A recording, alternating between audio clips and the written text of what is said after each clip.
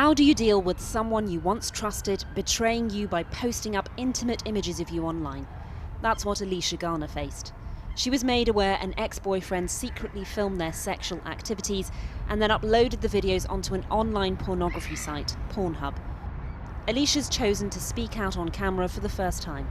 And my heart just sank. As soon as I saw the link come through and it was Pornhub, everything just dropped, and I wanted to burst into tears, but I was out, so I kind of had to hold it in. I felt quite dirty, even though I'd not done anything wrong, and I had to walk through crowds to get back to where I was staying, and I thought everybody was looking at me, that people were going to recognise me. So-called revenge porn is a crime in the UK.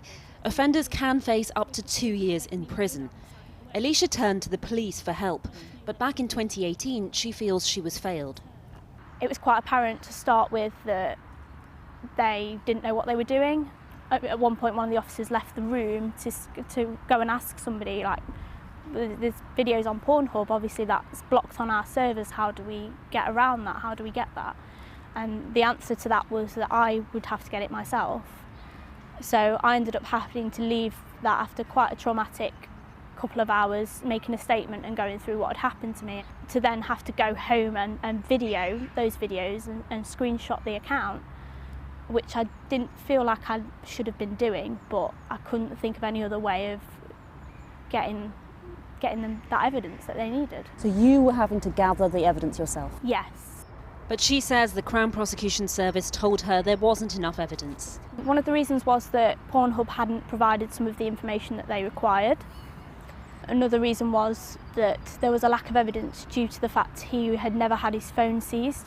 They just had nothing to prosecute him with, which was really disappointing, because from the videos they were linked back to his IP address, they were linked back to him. Another excuse was that he lived with his mother and his father and his brother, and it could have been any one of them that had posted it from that location.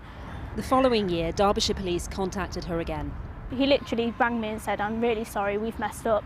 Can you come in? We've reopened your case."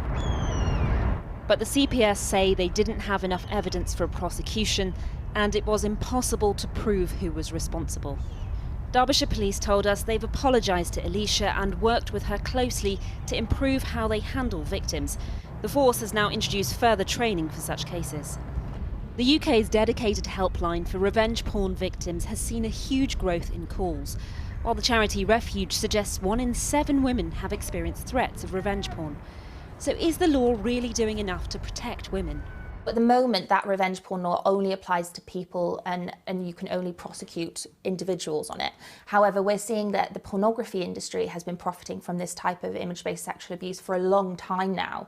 Pornhub had been hosting a number of revenge porn videos of women and girls in the UK fighting to try and get it off that website and completely failing. And the safeguards that should be in place for those women just doesn't exist at all. Lawmakers in Canada have accused Pornhub and its parent company MindGeek of profiting from hosting videos of sexual exploitation, while 2 major credit card companies have blocked the use of their cards on Pornhub. The company has previously denied these allegations. We asked them for a statement. They haven't provided us with one. If Pornhub does fall, if the most popular porn website in the world falls down, we still have a problem because we don't have regulation in this country. The government is currently running a survey looking into violence against women and girls, including online forms. You know, things on the internet move at speed. Things at Whitehall are not known for moving at speed. Do you think the government is playing catch up? That is why we are launching this call for evidence to ensure that we're receptive, we're understanding. What about those victims who say when they go to authorities, they feel that they're actually blamed themselves for what happened to them? Well, I'm really, really concerned to hear that. No victim should be feeling like that and getting that reaction from the authorities.